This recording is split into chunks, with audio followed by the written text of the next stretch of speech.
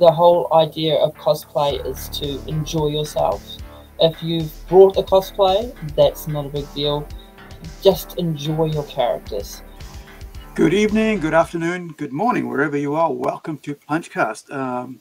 This is our show, Whangarei Creative Invasion, which is where we talk to local Whangarei natives or people who've moved into Whangarei about their creative endeavors they're a part of, pop culture scene, music, entertainment, whatever it is, creatively, we want to talk to them. And tonight I have one of my good friends, LYNNETTE NATTRASS, who's a cosplayer as well as a trading card game player as well as a card gamer as well. So without further ado, I want to ask LYNNETTE to tell her a bit about herself, and we'll take it away from there.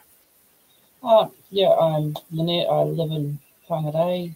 I've been creating cosplays for a little while. My first cosplay, I got someone to help me create, but from then I've got the bug and I've been creating for a long time. First with MTG and now with a focus on Flesh and Blood. But I haven't left MTG behind. Now that we've got a beautiful card place to play, I am playing Magic every Friday night and Flesh and Blood every Sunday, and it's going full swing, and everything's growing, and it's wonderful. Yeah.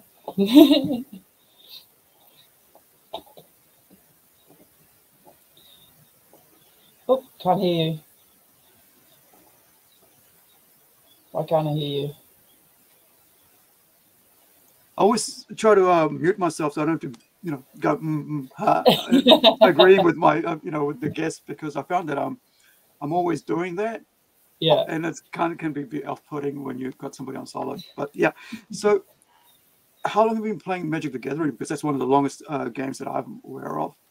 10 years. In the stint, I did dabble when I was quite young, but of course, I went to an all-girls school after dabbling, and then so it was a long gap in between, and so basically it was a fresh start 10 years ago with a set called Theros. People who play MTG will know the Theros set.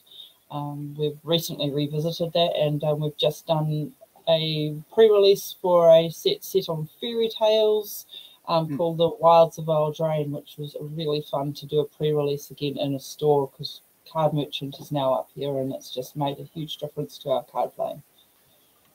Now, I noticed that with MTG, there's also a Lord of the Rings pack. How do they get these things like that involved with that world?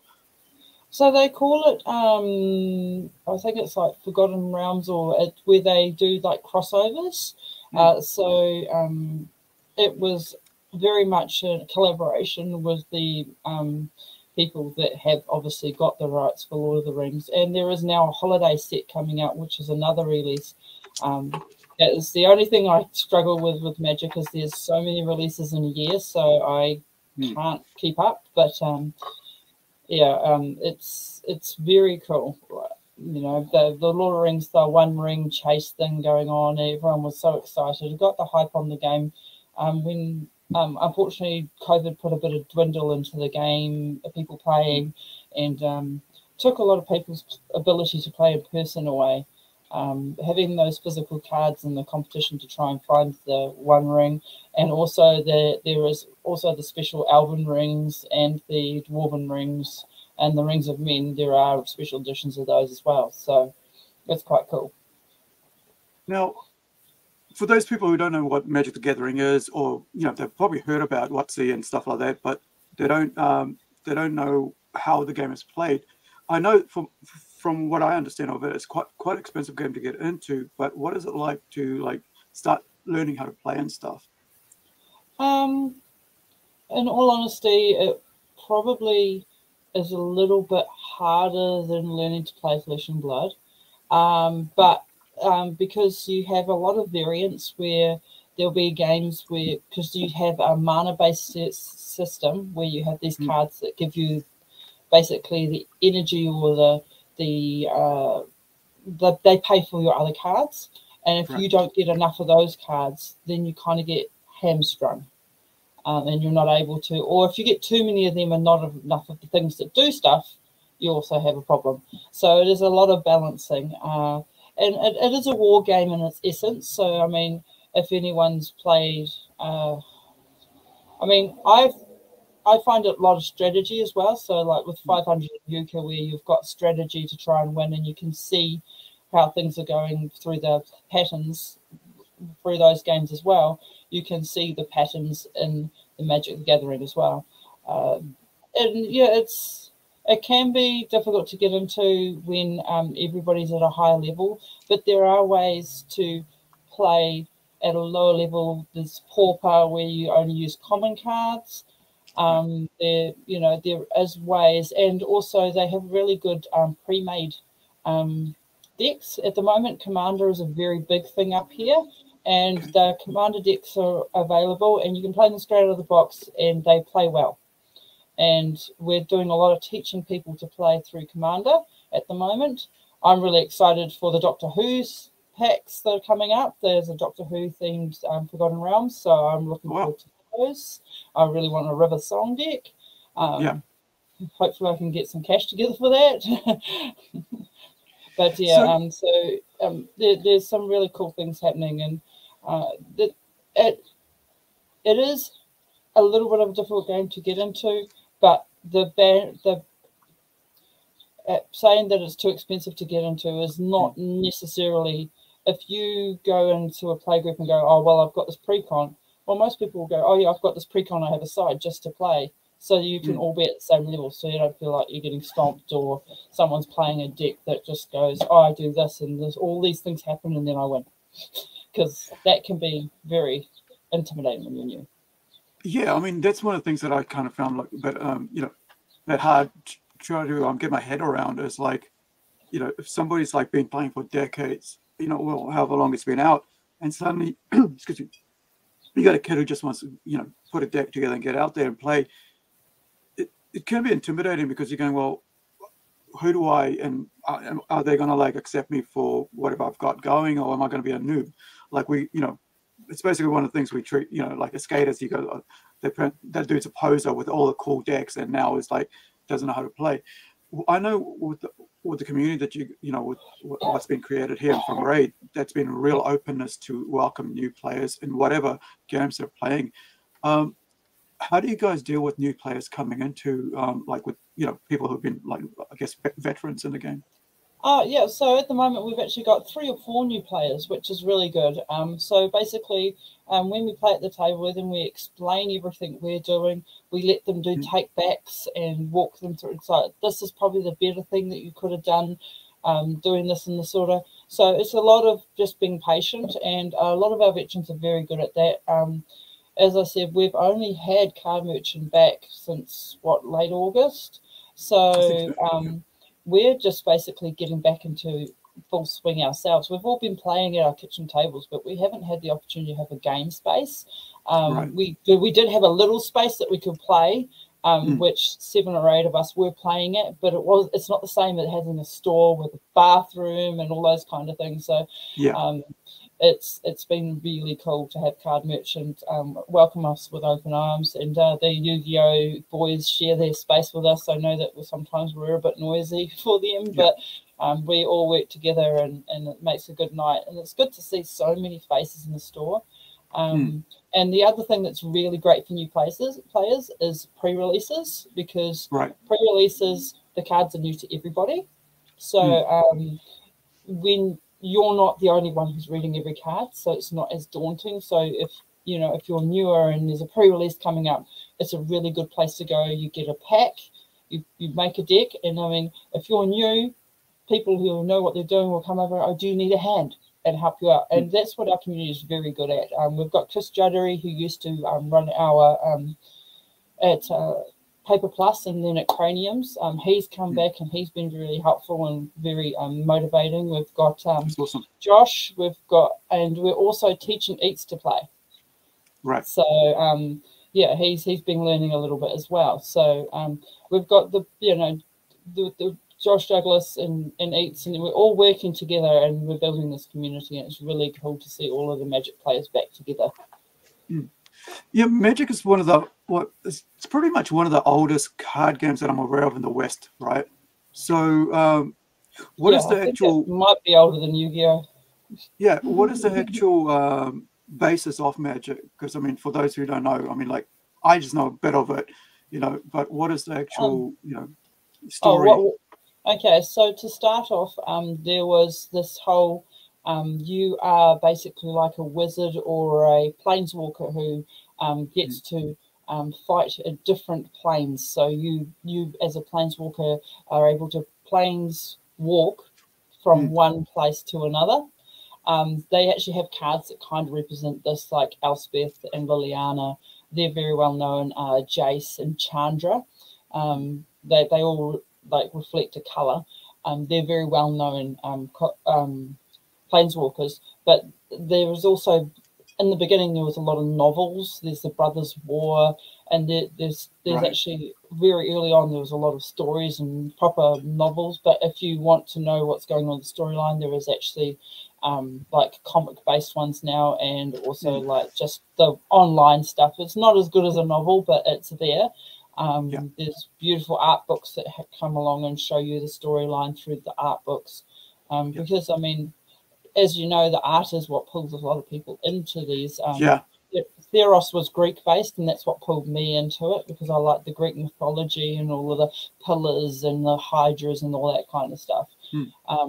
So that they so the whole thing is that they're walking through different places. At the moment, we're at a part where the Phyrexians, they are a kind of like trying to assimilate all the worlds and make them their own.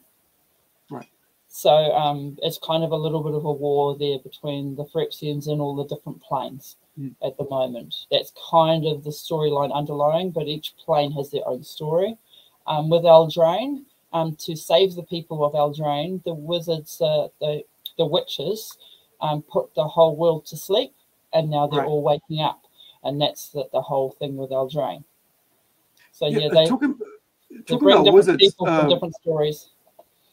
Yeah, I mean, what excites me is like that you've got like you've got Lord of the Rings, but you've also got Doctor Who. So now you've got people who are into sci-fi and into the especially the fans of Doctor Who are really excited to get into something like that. Yeah, I can't wait. I mean, same. Yeah, and it's quite an interesting, interesting to bring a sci-fi element into a fantasy thing. One of the other things I was just talking about witches, like I mean, with I just watched just before I was watching a release of an anime called Kingdom of Ruins, and it starts off that it's about witches and it's very powerful. And I think a lot of times you've got all this awesome history behind games like this that's been around for a while. There are a lot of different cultures have created their own mythologies around, and so you end up like when you have this steady thing like Wizard of not Wizard Coast, but like Magic the Gathering. Now, am I wrong in thinking that there was a movie put out with Magic the Gathering not so long ago, or was it something else? Was it Trolls one? No, it was a D&D movie. Right. Oh no, before that there was one with like Trolls. I don't. No, I don't. I don't know. I don't know. I know that there was the D&D movie, which I'm very sad that I haven't seen yet. I just couldn't afford to go to the movies at the time it was out. Which is also D&D is a property of Wizards of the Coast, and D&D has actually been going longer than Magic the Gathering. Right. With the board game. But they're both under the so they're both being brought by so Wizards of the Coast is actually owned by Hasbro now, and hence why we're getting. I'm not sure if it was the intended direction of the original Wizards of the Coast to have so many amalgamations, but they're doing it well. So, Now, let's talk a bit about Flesh and Blood, and we'll get into cosplay after that. So, I know that you're a huge Flesh and Blood, fan, player, and not only that, but also a cosplayer who gets really involved in the community. So, get that spelling wrong. Tell us a bit about this game, because I've got some cards here that I just buy them to collect because I just love the artwork. But of course, I also like to have to keep the packs closed out, because then I can see, like, I don't know what they are, but I mean inside. But Yeah. someday, Someday. they might be worth something. So I mean, right now you've also got One You got One Piece. Piece. Yeah. So I was excited to That's see another One game I'm looking into. Yeah. I So like the looks of One Piece. yeah, I mean, I love One Piece as a anime.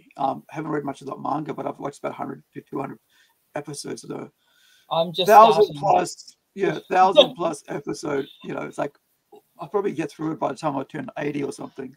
Yeah, So, it's on Netflix, so I'm giving it a try because everyone's talking yeah. about it. So I'm watching the anime and I'm watching the live action at the same time, and the comparison is very interesting, and I can understand. Yeah. So, so it's Flesh and Blood. Yeah. I took us on a tangent. Oh, no, that's all right. But I mean, like, yeah, I mean, the artwork on this is what draws me in, right? And not only that, the fact that this is New Zealand, this is a New Zealand IP, created by a bunch of Kiwis, but like the fantasy work on this is done by overseas people as well. So, there's so much great talent involved in that. So tell us about how the game actually, how much you know about how the game came about, but also what the rules are in playing Flesh and Blood. Okay, so Flesh and Blood was a collaboration with James White and a few of his friends. I think there's a Chris and there's an art director, and they all work together. But mostly a brainchild of James White. He had been working on it for, I think, 10 or quite a few years before he released it in 2019. It's a hero-centric game. You have a hero, as you see behind me, this is Lexi. You have a hero, you're fighting as that hero to beat someone else's hero. So you can see there's Azalea behind me. On the other side, I struggle with that. On the other side, there's Azalea. So you could be fighting as Azalea, and then Lexi's fighting against you. And the idea is to get the other opponent down to the 0 life total. And there's so many creative ways about doing it. Each of the heroes has their own special things they can do. These two heroes behind me are both rangers, so they have this ability where you have to load with your bow and then throw your hits. But there's a brute who's just got a big old freaking hammer and he just hits you. There is also a wizard that will hit you with arcane damage. Just basically, they have a spear, and they use that for power and hit you. So it's you have 4 cards in your hand, and you each of those cards can be used for 3 different purposes. They have a value that they can be used to pay for other cards, 1, 2, or 3, and then other cards will, and then they also have either an attack and a block on them as well. Without having cards in hand, I can't show you too much. But yeah, it's been a very big journey. 2019 was an interesting time to start. I did my first learn to play in 2019, but I didn't actually do an armory until January, February of 2020, because they had a bit of a break because of holidays and so forth. So it's been, I mean, we're 2023 now. It's been a bit of a journey. We've had 2 worlds, both in America, and we're coming up to a Worlds event in November, and that's going to be in Barcelona, which is really exciting. And I'm excited because I'm going to my first calling outside of New Zealand, which is going to be in Melbourne at the beginning of November. So I'm really excited for that. Yes, we have the board. Yeah, it's really cool because if you go on to the Flesh and Blood I thought I'd put website, that while you're talking about it. So I mean, tutorials. Yeah. So this is an Ira deck they're using. So each card, so they're just showing the weapon that she has, which is the Edge of Autumn. So it's really she's the one that everyone learns to play on. You've got to learn to play deck. they've recently released a basically a kitchen table box where you have 4 different heroes and you can all play together. So Ira's one of them. Then we've got, you would know the professor from Tellurian College. And then there is also Melody, who is a bard and a guardian who are reverent. And so you can play with those 4 heroes at a kitchen table and play together against each other. It's quite interesting. But yeah, you get 1 action per turn, as it says, and then you can, in different ways, some cards will say go again or whatever.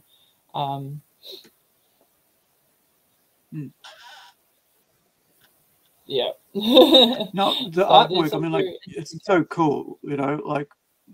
Yeah. Then Ira's really cool. So it's just talking about the resource points. So in the corner of there, it tells you how many resources you require. And in the other corner, it shows you how many resources they are. So blue gives you 3 resources, yellow gives you 2, and red gives you 1. But more commonly, the red cards are more powerful than, say, the blue cards if they're in the same color set. It's just reading through that itself. Yeah, I mean, it's such a, I mean, like, you know, I can see why it took, you know, these guys, you know, 10 years to put together. I mean, like, I'm having trouble just trying to, you know, I'm writing a story for a board game, which is not playing like this, because card games, TCGs are totally different to a board game. So, you know, I just think of all the, just the technical aspects of actually creating something like this is such, you know, so hard. I mean, like, really, if you, I mean, I look at Magic, and that's been around for so long, and so many people have added to that mythos and to all the storytelling with that and all the technical sides. But I mean, you've got a bunch of friends coming together and putting together this huge thing out of New Zealand that's taken the world by storm, by the way. I mean, who hasn't heard about Flesh and Blood? If you're not in the TCG gaming, you know what Flesh and Blood is. Or if you haven't, you already, you know, you will know soon. Because, you know, they do Grand Prix, or what is like tournaments around the world now. So we have what we call, there's callings, which are kind of like a Grand Prix. There is battle hardens, and they are just a little bit lower down from that. And then we have different pro quests and stuff at different stores as well, which are competitions to get points and so forth. Every week where you go to Armory, you can get points. Just the higher up ones, you get more points per game. If anyone is actually interested, on Fab TCG, there is really good learn to plays. Also, other videos, Tellurian College has one. He's been a really good supporter. If people know Magic the Gathering, they'll know Tellurian. He's pretty well known protagonist, and he says things as they are. So he's a great person to have on board. There is Red Zone Rogue, who also has learn to play stuff, and we have DM Amada, and he has a lot of learn to play stuff. So those 3 people, as far as learn to play for Magic the Gathering, for Flesh and Blood, are very good. As because I mentioned Tellurian, my brain went back to Magic. So yeah, those 3 have really good learn to plays if people are interested, as well as actually on the website there is good ones there too, but some people learn differently, and I find, you know, visual differences, you know, makes it easier for some people. Yeah, I mean, I mean, like, the only game that I actually really got into was one anime-based, which was Kite Fight Vanguard, when we had the store. But Vanguard, I mean, the only way I learned how I could actually play that was by actually playing. Because like, and not only that, but also the anime that came along with it, you know, because seeing the anime that came along with it meant that I could figure out what was going on, because I can't take information in just by hearing. I need to play it and see it, and I think a lot of people are similar to myself, because if you're not technical, it's really hard to grasp something new. But if you have places like you know, like yourself showing, and then, you know, you got the store where you can get around with people and play together, whatever skill set they are, you learn a lot more. But now, you know, with that, with YouTube and stuff, with people like you mentioned who are actually doing learn to play videos, that helps a lot for people like me going, well, what is this thing about? Because like I'm looking at like what is it? I've forgotten. 40K, right? I'm looking at thinking about. I don't even want to go there. That looks so complicated. Not the figures, but I'm thinking about like the video gaming side of it, right? You know. Oh, okay. And so I'm watching the animated movies, the CGI movies, and so on, because it lets me see who the characters are. And the fact that now you're going to have like I think this is Henry Cavill like taking over and like you know doing a TV series on it. I'm really looking forward to that like that, and that's something that we, you know, myself and yourself, you have discussed about, you know, in person about like how these guys are looking at maybe doing an anime because of Arcane being so good, you know, with what's a series? It's League of Legends, isn't it? Arcane. League of Legends, yeah. Yeah, and so you know how it got a lot of people into League of Legends because of the quality of the actual story around that character Jinx. It is Jinx, right? That one over there. Yeah, Jinx. Yeah, Jinx. Yeah. The blue hair. Always confused. Yeah, I always get confused. And that's Jinx. Yeah, if you guys don't know, you can see. Yeah, that's Jinx. I see her. Yeah, so I mean, you know, it's really cool how you know you're able to be part of something that's not just something that you play at home and you know amongst your own close friends, but now because the stores come into Whangarei and you guys have done a really good job of like growing that community over the past few years. Now you know it's just becomes, you know, the little hub for, you know, for the young ones to get into as well as the old ones, and I'm really excited about that because I think you know, fandom is really cool about bringing more fandom in, and if you don't bring more fandom in, it doesn't continue what you love. No, it doesn't. It's like it just stops, and that's it. It's like people move away, and once people move away, then there's nobody there to pick up the slack, and so it dies off. So I'm so glad you guys, you know, are doing that continually with bringing new people in through events and stuff like that. Now, part of this has been for you is like you've actually, like as we mentioned, you actually do cosplay as well. Yeah. So you know, over the years, I just had it open here. I'm just going to put up your page because you've been like yes, it's got really involved on there. Yeah, it's got my whole timeline on there. Yeah, and that's pretty cool because like you get to see where you've been and where you've come to, you know. So this is Fabled Hero on Instagram. Please check her out. Instagram? Because, okay. You're going for my Instagram? Yeah, well, it's more public. I don't want to go into something private, you know. You're not following my other one? Facebook. Are you talking about YouTube? My Facebook, Fabled Hero NZ. Okay, let me grab that away, and I will. Yeah, just get Facebook over Fabled Hero NZ. I'll just. Okay, let's go to that one. And I'm here, and I'll just go find it.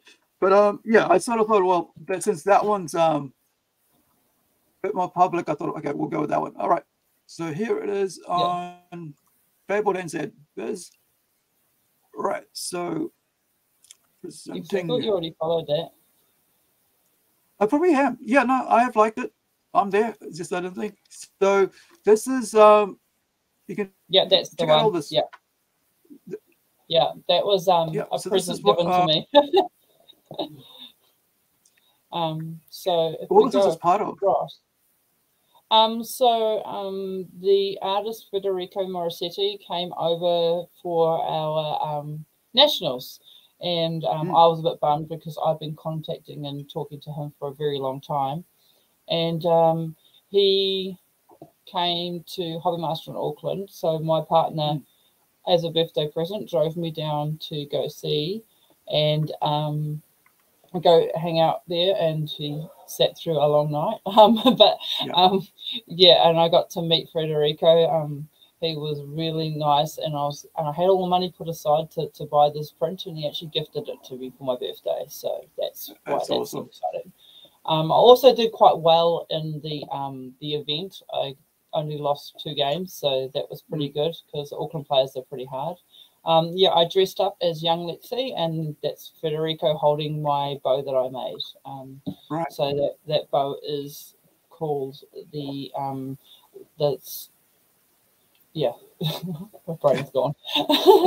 But yeah, it was really exciting to finally meet him, because I've been corresponding with him for over a couple of years, because yeah, when I first did the Lexi Livewire, I messaged him. He gave me all the artist stuff so I could make the costume. So that's really cool. exciting. I mean, like, as someone who, you know, went through the same experience, I know how awesome that is. I mean, like, if you look at, like, you know, The Boys, if you guys know The Boys, this is, of course, Spider Jerusalem from Transmetropolitan, but the artist, right? The artist of The Boys, this is Derek Robertson. So just like yourself, you know, with Federico here, I was in contact with Derek for years. And I always said to him, like, if you come to New Zealand, I will be there with my Boys box set, right? And my Transmetropolitan comics to get signed. And he's like, okay, I'll be ready. So I rock up in 2014, I think it was, with a box this big, hardcovers, you know, even this thing, right? This, which is based off his design. This is a porcelain cold cast, right? Yeah. And he actually, you know, did all the things to it, because it's never going to leave my side, right? And so this cost me $250 in 2007. Yeah. You know, at that point.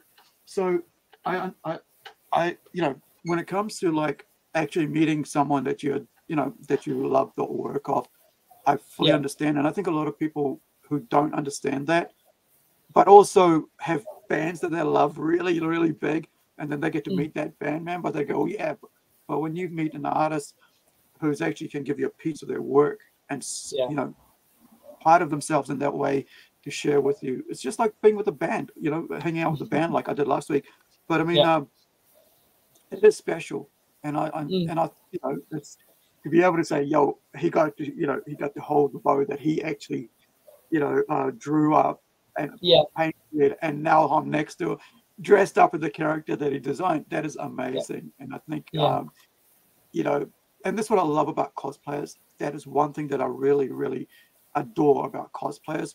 There's that commitment to something that's fictionally created by someone like myself, and it's now on them that they've actually gone out of the way to design and put together and create. And that's always been my, you know, that's what made me feel really, what made cosplay to me feel special, was that you could take something that was a piece of paper, right? You know, just a drawing, and now you could turn it into something physical out of love for that thing, not because you paid to do it, or that you know, you want to make a thing of it, you know, to show people, yeah, I can do that, but actually because you love that character. So what is it about this character that you know, that grabbed you? Well, as you know, I did Lexi, being a ranger, but also there's kind of a Celtic feel to this character, and that's another thing that kind of appeals to me. I like the Celtic kind of Nordic kind of feel to the characters. I don't know if I've got, so that's the card that he signed for me. That's another one of his artworks. And that's my card for coming forth. Hobby Master was where the event was in Auckland. So it was really great. If we go down a bit further, yes, that is me. There is another picture. So that's me with Kale. He works for LSS. So he, when I first started out cosplay, can we go back to the last one? This one? So this guy, he is an Australian. His name is escaping me right now. The Tall Timmy. He is a great guy. He's actually recently pulled away from the TCG scene for his own reasons, but I just love to celebrate him because he has been such a great motivation for a lot of people, and he was also another person that I talked to quite a bit, and we corresponded quite a bit, and I was so happy to finally meet him at the Auckland calling earlier this year. So yeah, that's my bit. Now this is an artist card made for me by MJ. She did me a portrait. She is the one of the art directors for Flesh and Blood, and she has designed the card borders, she's designed the card back, she's designed a lot of the artwork that's in the lore book. So she is one of the lead art directors and another supporter of me, so it's been great. That's her there drawing it. So I wish I got her a better picture of her, but that's MJ. And that's Sam Young. He is another one of the artists that works at LSS, and he gifted me this when I went to a charity event. Oh, how do I get this on the picture properly? Okay, without let me just pop getting that one out. There we go. So he gifted me that when I went to a charity event. Yeah. So that's Azalea in the Remorseless Art. So yeah. So he has been also another great supporter of mine. He's the first artist I met from Flesh and Blood. I met him at the Armageddon Expo in 2020. And he was so rapt to see me. And that's where I first met MJ as well. I met them both that day. Yeah. It's awesome. Oh, it's just someone wearing the tunic I made. So I also made that piece. The tunic is actually an iconic card in Flesh and Blood. It is played in many decks. If you open one, you're very happy because it's a generic that can be played in any deck. So and it is expensive to buy, but it works for everything. So it's like a one-off cost. So it's not too bad. But yeah, that's the tunic. And if you can't see it, but I haven't actually received a Taylor card, which is a special card given to cosplayers. An Australian group came up to me and gave me a Taylor Swift card. I don't know if I've got a better picture of it, but that's me and my Taylor Swift card. Okay. There it is. Yeah. What is the point of this? I'm like, this is like, why is there a Taylor Swift? It's a little bit memey, but so if you do really well in a cosplay competition for Flesh and Blood, you get a Taylor card, which is a shapeshifter. And that's like a special card. It's worth a lot of money, but I just felt so blessed to be given that by the Australian group that came over. I can't remember their names. Hopefully I'll meet up with them when I'm in Australia. But yeah, they were like, you deserve this. And I was like, oh, thank you. So it was kind of sweet. Awesome. Yeah. And well, of course, Taylor Swift is just, you know, with a movie and stuff right now, is just, you know, with a concert thing, it's made a big, you know, it's huge. Oh, yeah. You know? So this is my Azalea that I took down to Auckland. And these were photos done around Whangarei. So that one, we just found places that kind of fitted the aesthetic of Azalea. She comes from the pits. It's a bit gritty, a bit, and it's kind of got like storerooms and kind of like a bit of a nautical feel too. So me and my partner went around Whangarei and found places to take photos. It's awesome. Yeah. And this is the thing about like cosplaying. There's a lot of costs involved with cosplaying. Yeah. And you know, with creating and finding the items to make the things, and you know, you look at the boots here and stuff. Yeah. All the molding and stuff that you've done on this. And you know, there's, you know, if you guys want to get into learning more about that, there's so many things that's out there that you can, you know, find out about. Like stuff like wobbler, like some of that's got wobbler on it. There's wobbler on the knees. It's a lot of foam. There's wobbler on the outside of that bow. That bow started off as foam and core flute though. Yeah. And that top, my quiver is just made from a belt and a whole lot of pieces of leather put together. Right. Because I don't have any pictures of the back of the quiver, I kind of figured that from her backstory, she would have made it from bits and pieces. So I did that. Yeah. Yeah. I mean, it's just so cool. I mean, like, I think it makes you like really think outside the box when you're doing cosplay. I know like people who are like more, you know, have lots of money or get sponsorship deals and stuff like that. They can just go out and buy whatever, or even pay someone to make it for them, you know. Which I have done. That is not a no-no. You can do that. That's not a problem. I mean, I'm willing to pay someone to make my cosplay, you know, when the time comes. But you know, I also like enjoyed like making my own as well. And there's something about, like, it's like, you know, writing a story for the first time and then seeing it made into a comic book or made into a animated scene or something like that. When you actually are able to be part of that, like instigating that whole thing, like putting together the pieces from the start, it's such a cool feeling where you learn new skills. And I think that you know, that's something that you at least got to try once, is to actually just try to make something for yourself, even if it's just a mask, because you learn something as you go along.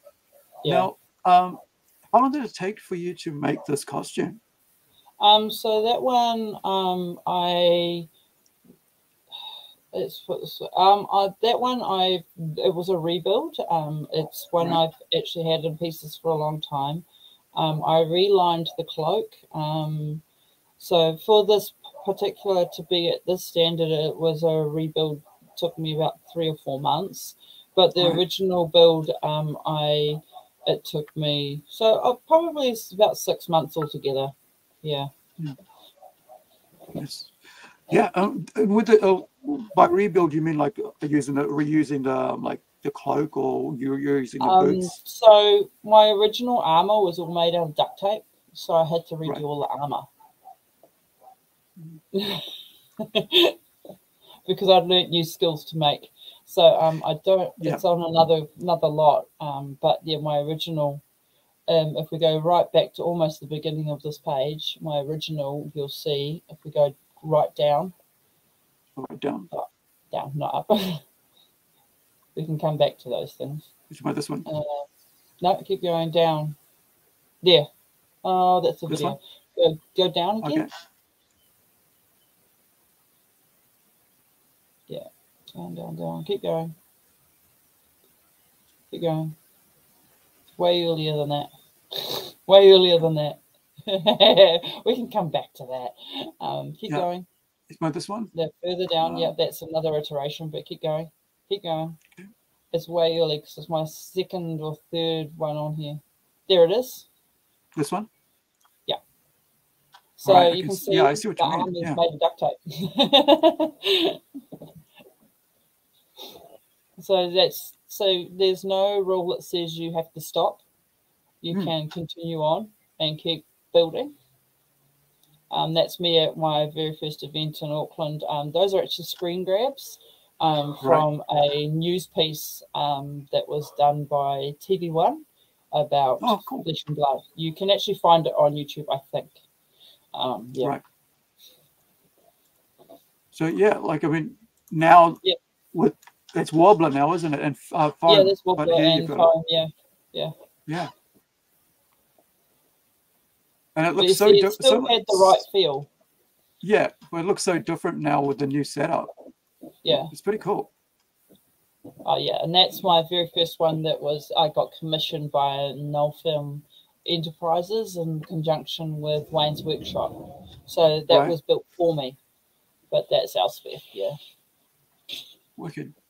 So you can see the actual, what is that, molding it to your, to the shape of your body and stuff. They were very experienced builders, so it was nice to have and that's my very first cosplay I built. That's Liliana. Right. That's pretty cool. Like, now, what did you use for the, like, I mean, like now with all these years of experience now, what's the materials you use now, right, compared to what you used to? I still kind of use the same kind of materials. Oh, that's me at Soundbox. That was at a recent event. Right. That's that cool go around everyone saying. If we go down, we can. So basically, what's changed is my experience of so that's just showing how I made my shoulder pieces. My experience of trying to make templates has grown. So that top piece somebody 3D printed and gifted to me, which I was absolutely blown away about, because they had a 3D printer. They're like, we wanted to gift you this, and they gifted me a mask as well. So I need to do something with the mask because they felt like I was doing so much for the community that I needed to have something back. So that was really nice of them. It made a huge difference to shaping, having that 3D printed piece. I have a 3D printer. I'm still learning how to use it. So one day I'll get there and make my own pieces. But yeah, Yeah, it I'm looks so all cool. about recycling where I can. Yeah. Yeah. So I will recycle. So that's just strapping from a belt that bit back on the back piece. I like to go op shopping and find clothing. My tailor outfit was actually my wedding dress reused. This is a adapted dragon mother of dragons dress. So that one is mother of dragons dress adapted to look like what Lexi would look like. I have some really cool ones because one of my hardest ones to build was actually the Lexi Lifewire, the adult one. Right. Oh yeah, this is me and my friend Seth. He came on board and helped us with the event we had in Auckland. We went to school together, but we've only just recently reconnected as friends because we ended up running the same circles. That's me at the Santa Parade. My sister took these photos. So for the Santa Parade, I was Little Red Riding Hood, and yeah, this year I'm going to do something with a basket again. But if we have a Santa Parade, I'm kind of hoping we do. But no promises there. Oh, that's me with James White. This one here? No. The one before? That's one of the boys. That's James White. Right. So this is one of the guys who create, help, put together Flesh and Blood. He is the main driver of Flesh and Blood, yeah. Right. Yeah. Now, for those who just joined us, we're talking about Flesh and Blood, the Kiwi, the New Zealand trading card game that's taken the world by storm. Make sure I got the right ones. I almost had the one-piece one up there, but these ones here. So this is made locally, and it's like it really has taken the world by storm because of from what I understand, it's because of how easy it is to get into compared to other games. And someone who's for myself, who's looking to create a board game, I know how difficult it is to get something together like this because there's so many rules and stuff. And I think as someone like, for James, who's been a part of the TCG community when I ran my own comic shop.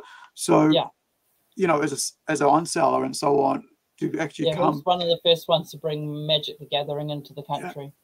Yeah. And to follow that passion for that to where he's actually made his own, game out of it, but not only that, his own business out of it.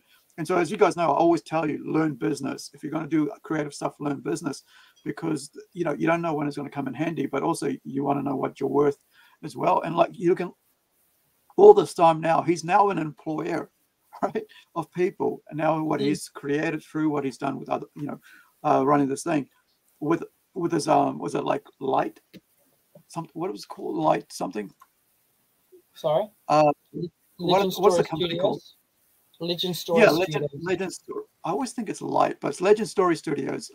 So yeah, with that company, with Flesh and Blood, with all these artists that work on these things to make really amazing artwork. I mean, there's some really cool stuff coming out. But the other thing is it's quality, right? It's not like a 2-bit sort of by project kind of thing. It's actually, very good quality stuff you get. And I think the passion behind it is what's really brought people who are part of this TCG community on board with it, such as yourself, like, getting involved with the cosplay side, but not only that, but actually introducing new players to it. And now you guys got a you got a base sent, with card merchant in Whangarei. You have a place where there's a base for people to just drop in any time of the day, almost, on the open days, right? And at night to just come in and play, and Tuesday to Sunday. Yeah. There you go. So Tuesday, Sunday, 5 days a week. I mean, six, but yeah, Tuesday to Sunday. Yeah. So that's right. Tuesdays at 6 days. But yeah, so you get to learn, you get to hang out with people your own age or older who actually know the game a bit more, but who are always happy to help you learn, because without learning, how do you get new players to play against? Right. Exactly. And this is the thing about like the whole TCG thing, is that you need new blood all the time, because it's a it's a Life happens. because you're playing against other people and you want to learn, but if you don't have a player to play against, there's nothing gonna. You'll be just at home sitting by playing by yourself. But that's a great thing about having a community like that's been created here over the last few years. You know, almost going over, I think over 10, that's the big thing with so that's the big thing with Flesh and Blood. The idea, the reason why it's called Flesh and Blood is because it's the ethos is that we play in the flesh and blood. COVID made it hard, but we got through it, so we're very happy that we can play in the flesh and blood. I'm enjoying supporting a lot of people. I've actually got a Facebook page that I run for cosplayers, for cosplayers particularly or appreciators of cosplayers in Flesh and Blood, and I also now have a Discord that's been running for a while. We're getting close to the 100 people mark, and we all talk and support each other. It's really good. And I also, oh yes, Grand Archive, the new big thing. Not my piece of pie, but it's a cool game. So the reason I bring this up is because this is like, if you're local, right? If you haven't thought, you know, if you're into card gaming and stuff, and if you haven't thought about it, you know, you can go down to where Lynette and her friends, you know, are based, like Central, right, in town. I think it's John Street. John Street. You know, and check it out and go and hang out and talk to Min, who's down there. He knows certain games, but I'm sure, like me, doesn't know everything about everything. And but the thing is that, like, when you're in a situation where there's a group of people, everybody has a bit of knowledge about a lot of different things. So you're about to learn, you know, how things work. And I like that sort of community base that you guys got going there. So, but hey, if you're in Northland, even if you're in Auckland, if you want somewhere to come and play, this is where you know, call ahead and find out from Card Merchant and here in Whangarei. So, you know, it's a franchise thing, but I mean, you know, it's run by players, really. So, you know, if you don't know that, it's actually run by players here in Whangarei, and they came together and put together. But I'll be talking to Eats about how that came about later. But, that's Eats' story. But it's just so nice to have a home to play, and such a supportive place to play. We have also had people come and play X-Wing. We've had people come and there's a group of kids that come and play Pokemon every Sunday. So it's heaps of stuff going on. And also 40K. Yeah. You know, wherever there's a table available, you know, there's room to expand, and I think this is a cool thing. Also they're supporting D&D quite strongly too. So there's a couple of groups that are renting the space and using the space for D&D. There's minis, there's paints, there's books, there's a lot of dice. Dice is like candy to all of us D&D players. So which is kind of cool. So that was that's us all playing. I think that is when we had pre-release for Magic the Gathering. I'm not sure. There's a lot of people there, so I think that was pre-release. It's 36 players for pre-release. That's pretty cool. And we could have sold more. We just didn't get enough kits. I kept telling them to get more kits, but but thing is, we could have. The problem is, like, you can sell the kits after the time, but it's not knowing, you know. It was a bit hard. I mean, I was like that with when we had our shop. I was like, I don't know what to do. What do you guys think? You know, I don't know nothing about Yu-Gi-Oh. What do you guys think? You know, and then like, how about I just let you guys run it? And I think this is the cool thing about that, is that there's so much knowledge in the community to what people are into. Like, I mean, like, I'm not into Yu-Gi-Oh. I still have never watched a Yu-Gi-Oh anime episode. Oh, I watched Yu-Gi-Oh. Right? Or Ludo, by the way, guys.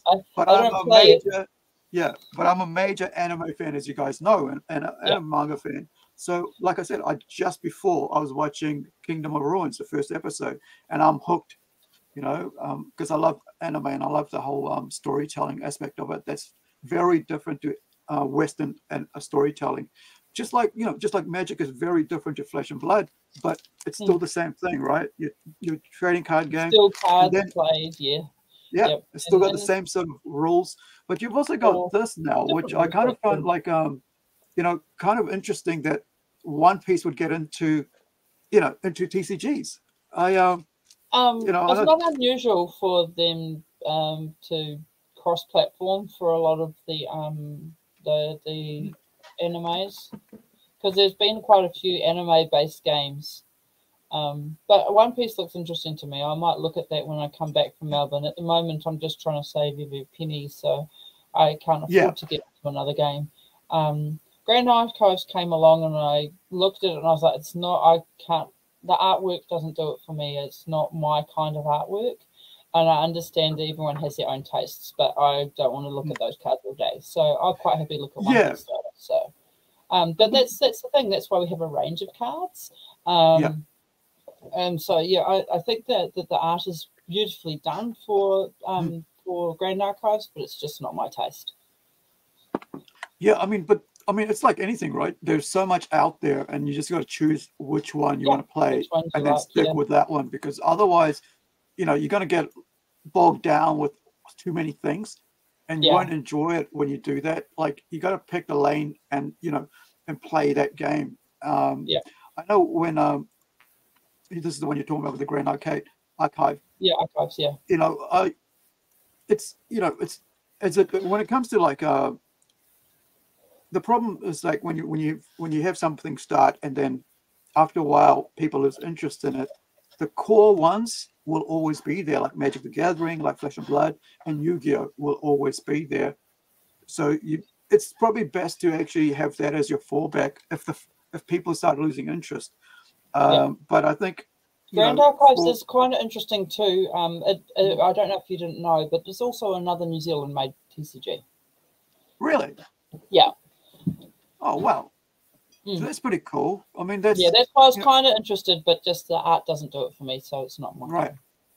Yeah, I think it's like, I mean, you're more into fantasy art. Well, this is where like anime and manga art Yeah, style. yeah, So, exactly. Yeah, and that's what it it comes makes more down to. sense. It's like, Yeah, yeah, it's like for me, like, I mean, like, as much as I like Western style comic book superhero art, so I love manga as well, and I love mm. you know, because I'm so used to like anything in the vein of storytelling. I don't care what genre it is, as long as it's good. If the story's good, you know, it'll Yeah, hook me.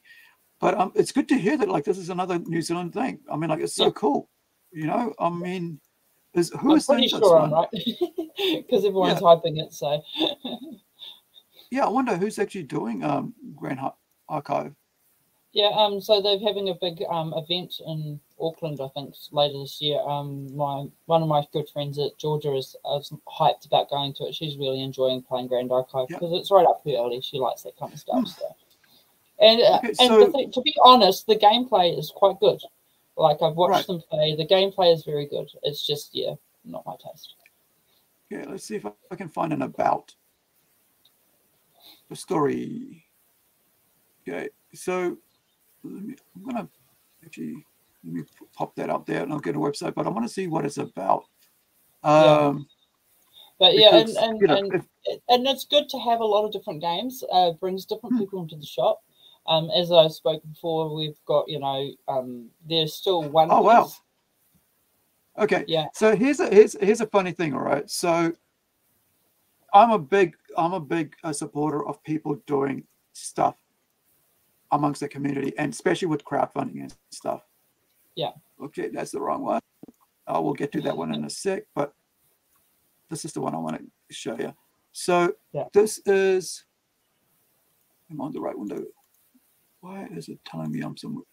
Here it is. There it is. Weebs of the Shore. Right. So this is yeah, a game created by them. They were able yeah, to pledge almost get $1 million for this project, guys. yeah. So, you know, this is awesome. Now, let's go find out who these guys are. Who are the Weebs? All right. We are a team of game designers and art directors with a passion for anime. A network of artists span such and such and such, China. But it doesn't tell me, oh, it's Friendswood, Texas. No, so it's not actually New Zealand. Oh, Unless yeah. they've set it up from New Zealand, but I mean, you know, Yeah. it's not actually there. So I guess it's not a Kiwi one, but I mean, you know, it's Still another I guess game. yeah. So the thing here is that you've got another game that's in the anime zone, right? Like manga and anime, and I think that's what people have found it attractive. Really That if excited you're about, not into fantasy, you've got something else, and if you're not into Magic the Gathering, you can, you know, you've got something that. I mean, I know, like anime and manga, you know, manga itself are read by a lot of different people, all genders, all artists. Sorry, not artists, ages, right? So, which is different to say like somebody who reads fantasy. Fantasy kind of gets around like the I guess 13 upwards, unless you're really into it really early on. If you got parents who are into it. So with anime, you can get it on with Pokemon, right? Very early age and Naruto and stuff. Yeah. So I think for those who've grown up on that, I mean, for those people who've got on early on like that, Grand Archive seems to be the cool thing to get into, you know. So it got released in 25th of August with the Kickstarter. And so, you know, they've got a little bit of video here. Let me just see if I can pop it up. Get rid of that, go back to that one. And then we'll finish up here with that. There we go, the Waves of the Wall.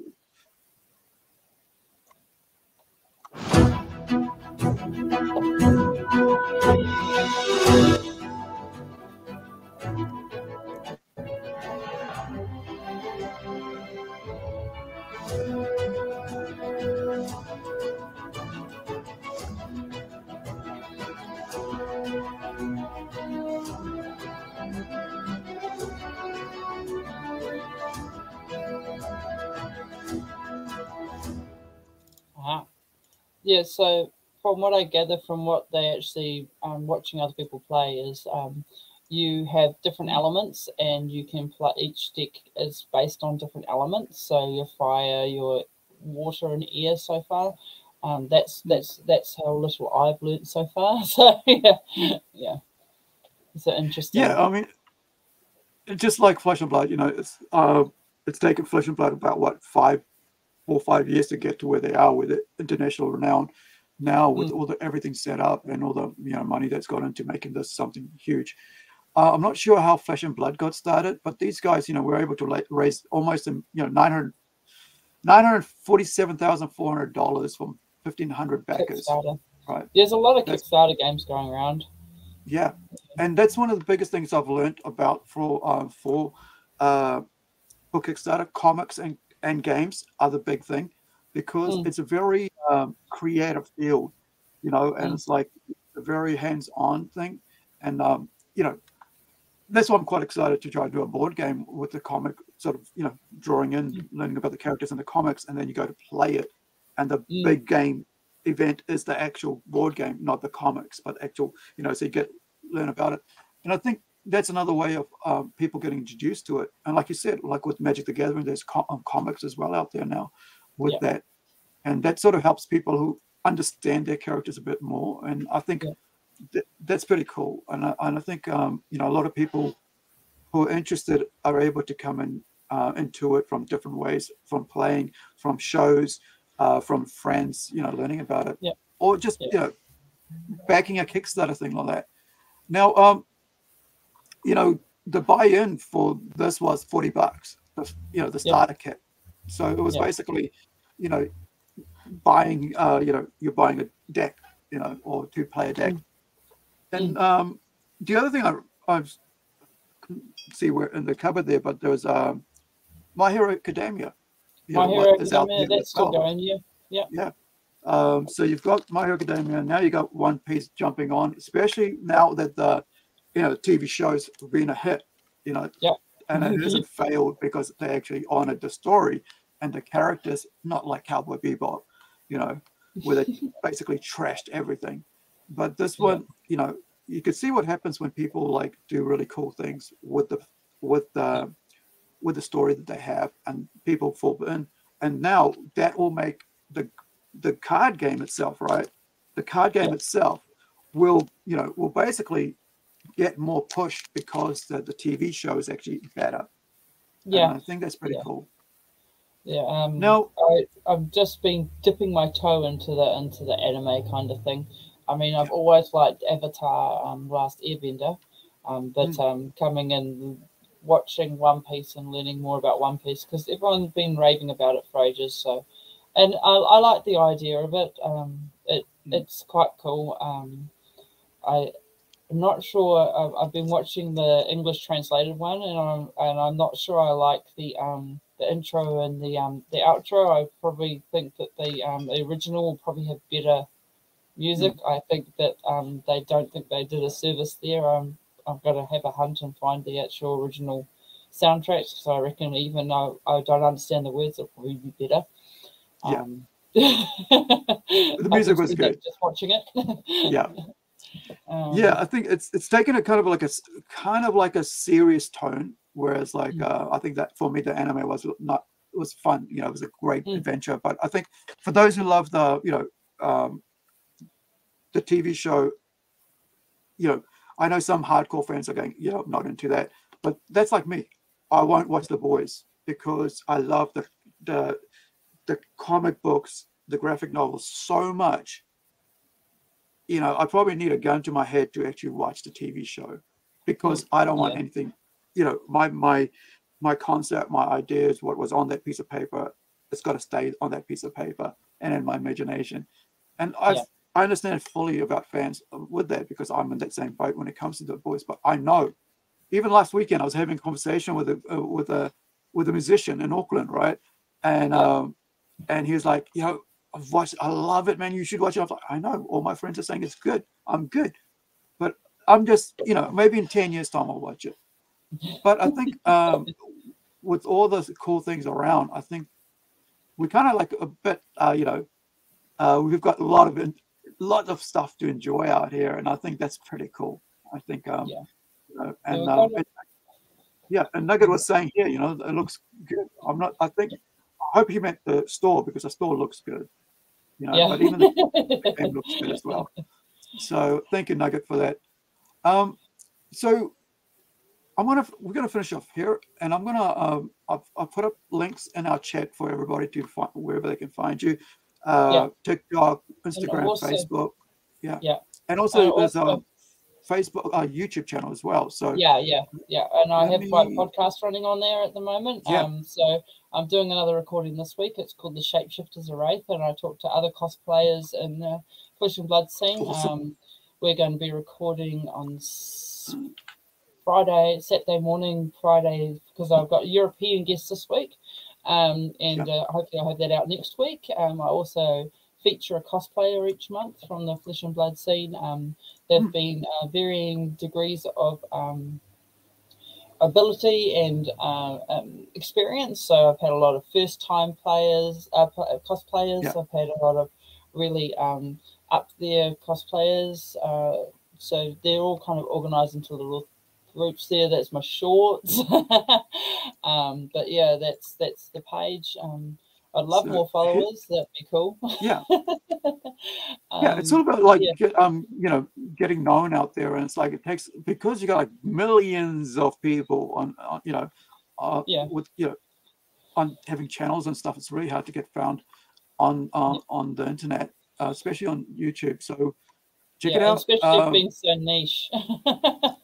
That's the thing, and the cool thing is here, like, it's a dedication to the art, right? You got Flesh and Blood and dedication to cosplay, and you've got other cosplayers involved, and you can reach out because they know you in the community of Flesh and Blood, and also Magic the Gathering. So I mean, it's there's so much, as you build upon it, you're going to be able to get people. We'll see what's going. But the cool thing is, please, wherever, be out here, support the younger YouTubers, because I mean, if you're only going to see the big stuff, you got all these guys that get all the sponsorships and stuff. That's fine, but there's other voices out here in the scene. So please, if you see, if you're getting to choose between what the what a million subscriber person is saying to what what someone with a couple hundreds is saying, it's, you know, you're going to go, well, the million, right? But sometimes you're going to get more honesty from the young, you know, the youngest channels, because, you know, they're doing it because they love it, and it's not because somebody's paying them to do it or telling them to do it, say it this way or that, because you just, you know, fans There's getting not as much together. influence, and there is still some big players out there that talk their mind. Like I love the Tellurian. I love Tellurian College because he speaks his mind and he's not afraid to. And he's got a lot of sponsorship and so forth, but he still manages to talk his mind, which is great. And that's why I follow him. And I do love the fact that we, as a community here, are supporting new cosplayers.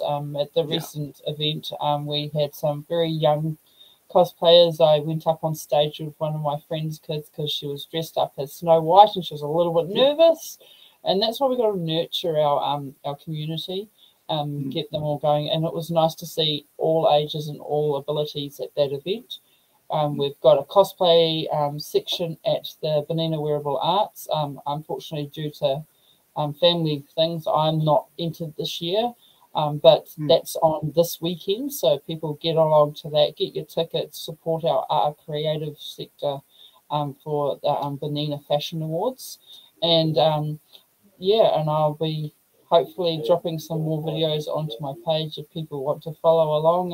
I'll be going to Melbourne. I might try and do a bit of a vlog for the Melbourne trip. And exactly. Encouraging our young ones. This like, it was really I mean, like, you had someone, you know, dressed up really cool, and it was like, you know, this is up last year we were at an anime and K-pop festival. And you know, it was just so cool being part of that, because it just meant that we could you know, we could you know, that was my first costume I ever made, you know. And I actually had what's it, Seth do my hair. Seth stood there and did all your hair for you. He fixed my hair up so I could actually look like the part. So you know, here's me making sure I had, you know, it cost me something like about $40 just to buy the shoes, you know, the cost of cosplaying, right? And you know, and then getting the material, learning how to size it up. There's a lot that goes into. That's why I really appreciate cosplayers so much. And there was a choosing, like, well, do I do the 2002 Manji character or what, do the original? And I went, no, I'm going to do the original, right? Which is this one here. So it's one of my first anime characters that I love. And the reason for that was why I did him was because I actually, it's from this art book here, which is called, you know, like, not the art book, sorry, the pages from the actual manga that I was able to take. And this is like this is 20 years ago that I did, you know, the fight scenes as a mosaic, you know, him doing the fight scenes. Cool. And so, you know, and so that's why I did Manji as my first cosplay, that I really said, you know, it's got to be this, because it was my first time I actually, you know, it became part of who I was, you know. And here's, you know, and that's the big thing is with cosplay, is being connected to the character makes it all the more worth it, because doing a cosplay can be so difficult. Having that connection means that you can push through anything because you just really want to do it because you love it. Connection is really important. If you did a character just because someone, you know, I need you to do this character, you're not going to be nearly as attached to it as if it's something you've had a lifelong love for. I mean, like, halfway through I was going, why am I doing this? I could just pay someone to do it, you know, because, like, you know, it would have been way cheaper for me to just pay somebody to do this. You know, but I mean, like, you probably treasure that so much more because you built it. It's the one thing that I always, like, know that this was my first, you know, my first character that I created. I actually put, you know, I actually bled for it, you know, getting poked by the needles, you know, and when you're not a seamstress or a tailor and you have to unstitch meter long's worth of stitching, it's frustrating when you realize that you got it wrong. And it's on the wrong side. You've been doing a long time. You still feels, it's like, okay, the black's supposed to be on this side and not on this side. Yeah. Unstitch everything and then do it again. And it can be frustrating. And like, seriously, you know, but like knowing that what I was doing for it, why I was doing this one, you know, my mom actually ended up getting me, you know, my sister, actually, I think it was my sister-in-law who I actually borrowed, no, my sister, I borrowed my sister's sewing machine to do it, right? You know, and here's me looking at all the other people who had done it and what it looked like. Here, this is the one I was looking at, like, I could just go and buy this, you know, but I'm like, it'll be like $100 and that's it. But in the end, doing my own one cost me about $300 all up. And but I'm so proud of it, you know. I'm very bad. I don't actually keep a track of my costing. Because I work where I do at Arthur's Emporium, I get a little bit of a discount, and then if something comes through that looks interesting, I'll like dibs it and grab it, and I don't even think about the cost. It's terrible. So I will show you what this is off so you guys can understand. Like, for like, we looked at the Flesh and Blood one, but like, because I'm not going to talk about cosplay after this on anybody else, so because I'm cosplay to cosplay, right? So I just want to show you why this character, you know, because and here we go. So let me just pop that on full.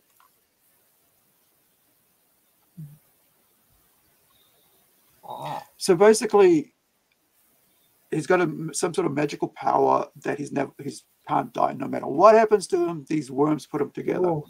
Yeah. Right. That's it. He's an immortal. That's why it's called, you know, Blade of the Immortal. And you know, this girl comes to him seeking revenge. Right. Yeah. I want you to go hunt these people, evil people down who killed my mom and dad. You know, and so she comes to, you know, to him, and you know, it's just, it's really like feature films have been made. Twice they've done anime on it. I showed you the one with like a square rather than the actual swastika, the real way it's supposed to be done, you know, peace symbol. And manji is basically what the swastika is called in Japanese. So that's why it's got that logo on, which represents its name. But this is so cool. The fight scenes are amazing. You know, it's just crazy as. But yeah, that's Blade of the Immortal, guys, if you want to check it out. But that's cool. It's such a full-on, really classy, you know. Even there, they changed it just so that, you know, people wouldn't think of it like Nazism. But yeah. Oh, that's a shame. I love Takashi. Because it doesn't mean that to them. Yeah. And to have Takashi Miike directed was just huge. I love that director, man. He's a great filmmaker. Yeah. That's really cool.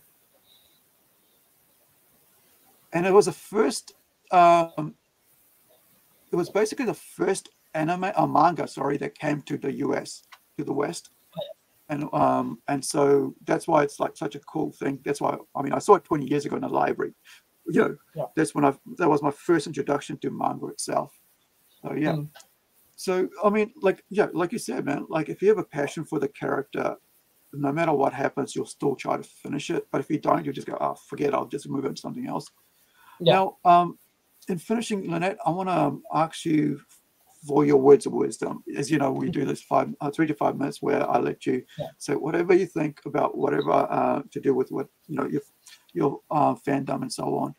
And just give me a moment here and I'll put you on. I'll give you a moment to think about it and then we'll put it on. But thank you so much, guys, for watching. I appreciate you guys coming in, and you know, and do check out all the links that I put in the post there, in the comment section, that you can go online and see what Fabled Hero Lynette is up to. Fabled Hero NZ, Instagram, TikTok, YouTube, and on Facebook as well. So it's all there. Do please support the community, and if you're in Whangarei, check out Card Merchant on John Street. And hey, there's a thing, like when you get kids into gaming and into comics, it stops them from getting into other things. So it's, you know, it's a good way to stop. The money goes into something that's long lasting, then that's something that's been No, that's the old adage. Get your kids into TCGs; they'll have no money left for anything else. That's it. Yeah. So, you know, I just buy a pack every now and then just to add to my collection. But, you know, it's so cool to see that, like, you know, there's something really cool coming out of New Zealand in this area. I just want to see, you know, us to compete with the world on every area of entertainment that we possibly can. So, here's I'll give you a chance to do your words of wisdom. I'll start. Yeah. So my words of wisdom is that you can start small and work your way up. There's no challenge that you can't achieve.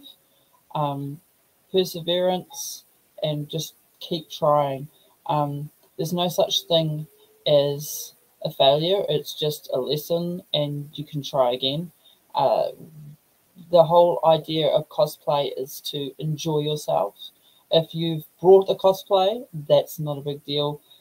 Just enjoy your characters. And I'm going to leave you with a little sneak peek. This is my newest mask for a costume that I'm taking to Melbourne. Thank you all so much for letting me be a part of this. And please support your local community creatives. And if you come to hopefully we have a Santa Parade, we will be there and support us all. And let's go.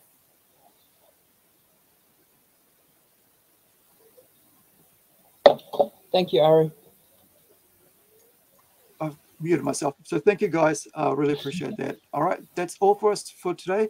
Coming up, last Saturday night, I basically got asked, but I reckon I got kidnapped to go to Auckland to do a punk show. Did a podcast recording on the way, and we did a whole bunch of like videos off that, complete songs off the band Wavepig, and I'm editing that soon, and we'll put it together, and they'll be coming up next week. But we've also got I think Ethan next week as well.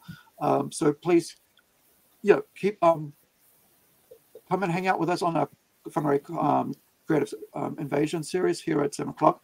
On Friday night, we have a New Zealand horror comic writer joining us to talk about isn't it like it's Halloween, isn't it? Yeah. So, it's coming up. We'll be talking about Halloween and stuff and horror movies and stuff on Friday night. So please join us for that. We'll be talking about movies and comics and all that.